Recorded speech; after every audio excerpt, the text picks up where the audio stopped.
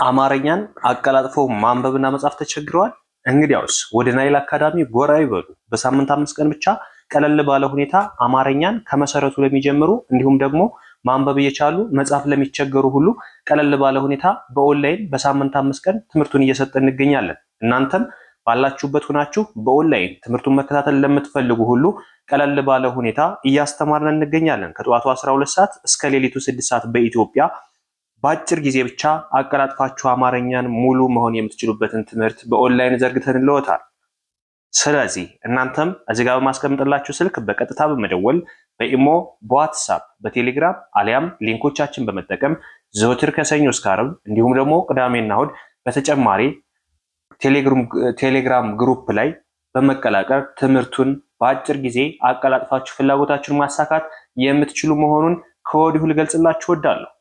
አማርኛ፣ እንግሊዘኛና ሂሳብንም ጨምሮ በኦንላይን እያስተማርን እንገኛለን። ዛሬ ደግሞ ረዣዥም ምንባብንና አጫጭር አረፍተ ነገሮችን እንዴት ማንበብ እንችላለን። ከዚህ በተጨማሪ ደግሞ እነዚህን አጫጭር አረፍተ ነገሮችን በውስጣቸው ሚስጥራዊ መልእክት ያላቸውን ትምህርቶች እንማራለን። ሳይደክሙ አይገኝም፣ ሳይታገሱ አይታለፍም። አንደኛ፣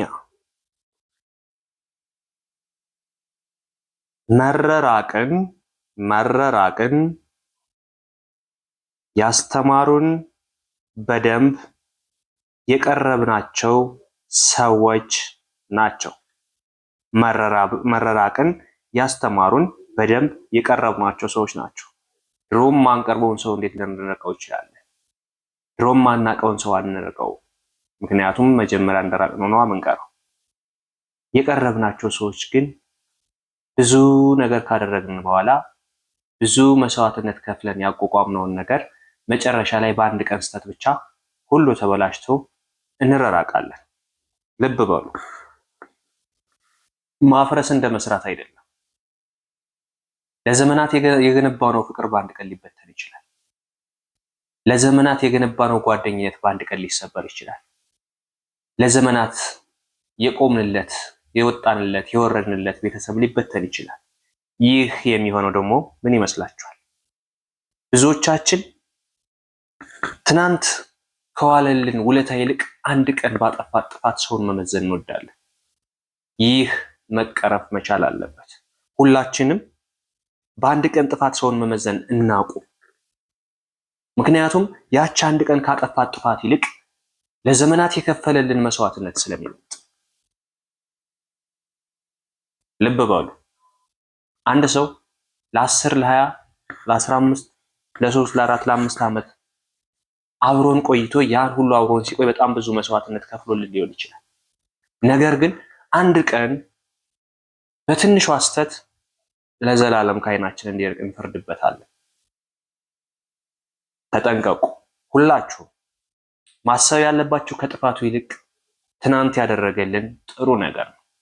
ጥፋት የአንድ ቀን ነች፣ ደግነት ለዘላለም ነው። ስለዚህ መረራቅን ያስተማሩን በደንብ ያቀረብናቸው ሰዎች ናቸው። አብዛኞቹ እንደዛ ስለሆኑ። ሁለተኛ፣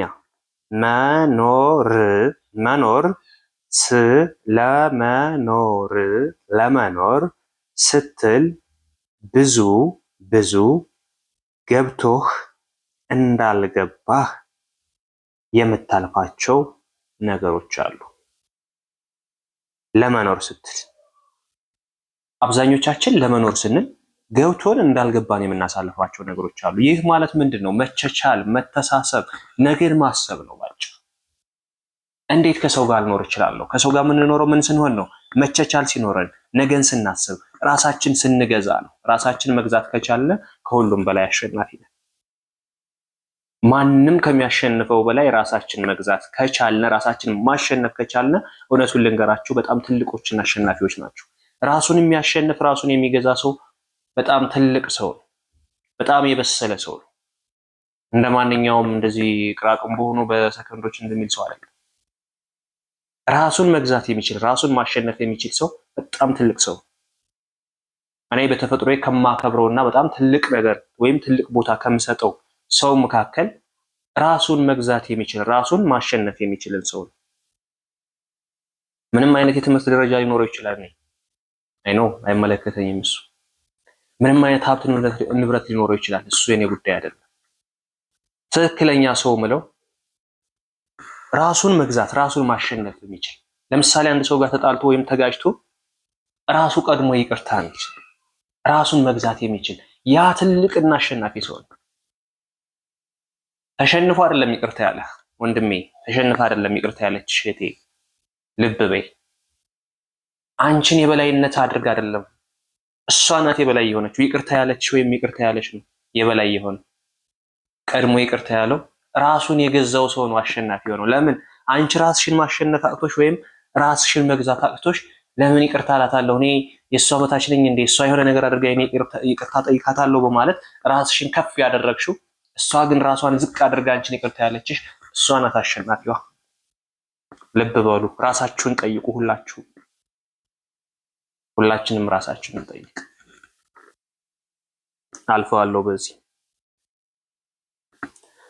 ሶስተኛው ቤትህ የቱንም ያህል ትልቅ ቢሆን መኪናህ ከማንም በላይ ቢያምር የባንክ ደብተርህ ሞልቶ ቢትረፈረፍ የመቃብር ሳጥንህ ግን ከማንም አይበልጥ። አይገርምም? በጣም እኮ ነው የሚገርመው። ቤትህ የቱንም ያህል ትልቅ ሊሆን ይችላል። መኪና በጣም ውብና የምታምር ለሰው ዓይን የምትገባ ልትሆን ትችላለች። ሚስትህም ታምራለች። ባለሀብት ነህ። ሁሉ ነገር ተሟልቶልሃል። እንደው ባንክ ላይ ያለው ገንዘብ ተርፎ ሌላ አካውንት እየከፈትክ ነው። ልብ በል ወገኔ፣ ልብ በይ እህቴ። የመቃብር ሳጥናችን ከማንም አይበልጥ። እኩል በቁመታችን ልክ ይሰራልናል። አየህ፣ ታዲያ የትኛው ነው ከሰው በላይ የሆንከው? ታዲያ የትኛው ነው ከሰው በላይ የሆንሽው? ነገ ሁላችንም እኩል በአንድ ቦታ ነው የምንቀመጠው። ስለዚህ እንተሳሰብ። ለሌለው አካፍል፣ ለተቸገረው እርዳ። በሐሳብም ይሁን በገንዘብ ተጋገዙ፣ እንተጋገስ። እንደዛ ስንሆን እኩል መሆናችን የዛኔ ይታወቃል። ከዛ ውጭ ግን ዛሬ ከሰው በላይ የሆንኩ ቢመስልሽም፣ ዛሬ ከሰው በላይ የሆንኩ ቢመስልህም ነገ ከሰው በታች መሆንን አትርሳ። ነገ ከመሬት በታች መሆንን አትርሳ። እዚህ ዓለም ያለ ሰው ከሞት አያመልጥ። ይሄ በምንም የተረጋገጠ ነው። የትኛውንም አይነት የእምነት ተከታይ ይሁን መሞትህን ማታምን ከሆነ ነገ መሬት ስትገባ የዛኔ ታምነዋለህ። ስለዚህ ሁላችንም ዛሬ ከሰው በላይ የሆነ ቢመስለንም ነገ ግን ከሰው በታች ነው የምትሆነው። ተጠንቀቅ ወንድሜ፣ ተጠንቀቂ እህቴ። ካሁኑ ያለንን ነገር በመተሳሰብን በልክ እናድርገው። ብዙዎች እኮ እናንተን በማየት ተስፋ ቆርጠው ይሆናል። ስንቶቻችንን ሀብት ስላለን ብቻ ድሃን የምንገዛው ቢመስለን? ስንቶቻችንን ገንዘብ ስላለን ብቻ ድሃን የፈጠር ነው የሚመስለን? ምናልባት ይሄ ቪዲዮ ለእንደነዚህ አይነት ሰዎች ቢደርስ ደስ ይለኛል። በገንዘባቸው ሰውን የሚገዙ የሚመስላቸው፣ ገንዘብ ስላላቸው የሁሉ ፈጣሪ ነን ብለው የሚያስቡ፣ መኪና፣ ቤት፣ ትልቅ የሆነ ነገር ስላላቸው ከሰው በላይ ነን ብለው ለሚያስቡ ቢደርሳቸው ደስ ይለኛል። መተሳሰብ ይኖር፣ አንድነት ይለምልም። አራተኛ፣ አቅራቢያችን የነበሩ ነገሮች ሲርቁን እጃችን ላይ የነበሩ ነገሮች እጃችን ላይ ሲወጡ በእኛ ህይወት ምን ያህል ዋጋ እንዳላቸው እንገነዘባለን። ምን የሚባል አባባል አለ መሰላችሁ? ጤናና የሚወዱት ሰው ሲያጡት ነው የሚገነዘቡት ይባላል። ጤናንና የሚወዱትን ሰው ሲያጡት ነው ጥቅሙን የሚረዱት። የምትወደውን ሰው ስታጣው ወይኔ ለካ እንደዚህ ነበር ብለህ ማሰብ አይቀርም። ጤናንም ዛሬ እንደፈለግ ስትዘል፣ እንደፈለግ ስትበላ፣ እንደፈለግ ስትጠጣ ምንም አይመስልም። አንድ ቀን ታመህ ሆስፒታል ብተኛ ግን ጤና ማለት ይሄ ነው ወይ ለካ ለዚህ ነው የሚያስፈልገው ብለህ ከስራ መደናቀፍህን፣ ከሰው ጋር ለመዋልህን፣ በጣም ብዙ አይነት ሀሳቦች ሲደራረቡብህ የመጀመሪያው ትልቁ ሀብት ጤና እንደሆነ ይገባሃል። አየህ፣ አቅራቢያችን የነበሩ ሰዎች ሲርቁን፣ እጃችን ላይ የነበሩ ነገሮች እጃችን ላይ ሲወጡ በህይወታችን ምን ያህል ዋጋ እንዳላቸው የሚገባን የዛኔ ካለፈ በኋላ ነው የሚገባን። የሰው ልጅ ጅልነቱ ካለፈ በኋላ ነው የሚገባው። እያለ አያመሰግንም፣ ተሰጦት ሳል አይጠቀምበትም። ካለፈ በኋላ ግን ይጸጽተዋል። ስለዚህ ሁላችንም መስራት ያለብን ስራ አሁኑ መስራት አለብን፣ ካለፈ በኋላ እንዳንጸጸት። ነገ እድሜያችን ከገፋ በኋላ ነገ መስራት በማንችልበት ሰዓት አስበን ከመጸጸት ዛሬውኑ መማር ያልቻላችሁ ማንበብ መጻፍ ያልቻላችሁ ዛሬውኑ ጻፉ፣ ዛሬውኑ አንብቡ፣ ዛሬውኑ ተለወጡ። ስለዚህ ሁላችሁም ማድረግ የሚገባችሁን ዛሬ ማድረግ የሚገባችሁን ዛሬ ታደርጋላችሁ ማለት ነው። የሚጠቅማችሁም እሱ ስለሆነ ወደ መጨረሻው ስንሄድ በህይወት ውስጥ ጣፋጭ ውጤት የሚገኘው በላብና በድካም ነው። በህይወት ውስጥ ጣፋጭ ውጤት የሚገኘው በላብና በድካም ነው። ምንም አይነት ጥያቄ የለውም። ምክንያቱም አንድን ነገር የሚጣፍጠን ስንበላው የሚጣፍጠን እኛ ሰርተነው ወይም ደግሞ ጥሩ የባልትና ባለሙያ ሴት ስትሰራው ነው አይደል የሚጣፍጠን። ስራችንም በላባችንና በድካማችን ያገኘው ነው። እኔ እንደኔ ከሆነ ለፍቼ ያገኘሁት ነገር ነው የሚጣፍጠኝ። የሚያስደስተኝም በድካሜ ሌትም ቀንም ሰርቼ ያገኘሁት ነገር ነው የሚያስደስተኝ። ስለዚህ ሁላችንም በአቋራጭ ለመክበር አንፈልግ። ምን መሆን አለበት? ሰርተን ለፍተን ደክመን የላባችን ውጤት ሲሆን ይጣፍጣል። በቃ አለቀ። የሰውን ነገር አትመኙ። ምናልባት የሰው ነገር ማለት ከኔ ኪስ አወጣ ከዛኛው ስለወሰድከው አይደለም። በጉቦም ይሁን በሆነ ነገር ከሰው የምትወስድ ከሆነ አንተ የሰውን ገንዘብ የሰውን ጉልበት እየበላህ ነው፣ የሰውን ላብ እየበላህ።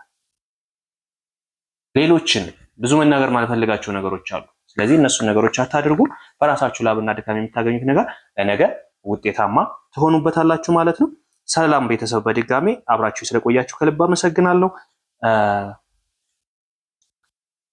በውስጥ መስመር መማር የምትፈልጉ ካላችሁ እዚህ ጋር በማስቀምጥላችሁ ስልክ በቀጥታ መደወል፣ በኢሞ፣ በዋትስአፕ፣ በቴሌግራም ታገኙኛላችሁ። ዘወትር ከሰኞ እስከ ዓርብ ከጠዋቱ 12 ሰዓት እስከ ሌሊቱ 6 ሰዓት በኢትዮጵያ በኦንላይን እያስተማርን ነው የምንገኘው። እናንተም ባላችሁበት ሆናችሁ በኦንላይን ትምህርታችሁን መከታተል ትችላላችሁ። በአጭር ጊዜ ብቻ አማርኛን አቀላጥፋችሁ ማንበብና መጻፍ የምትችሉበትን አጭርና ግልጽ የሆነ ትምህርት አዘጋጅተንላችኋል። እናንተም ቪዲዮውን በመከታተል አሊያም በውስጥ መስመር በመማር በአጭር ጊዜ ማወቅና መለወጥ ትችላላችሁ። አብራችሁ ስለነበራችሁ ከልብ አመሰግናለሁ። በሌላ ክላስ ከምንገናኝ ቸርን ሰንብት።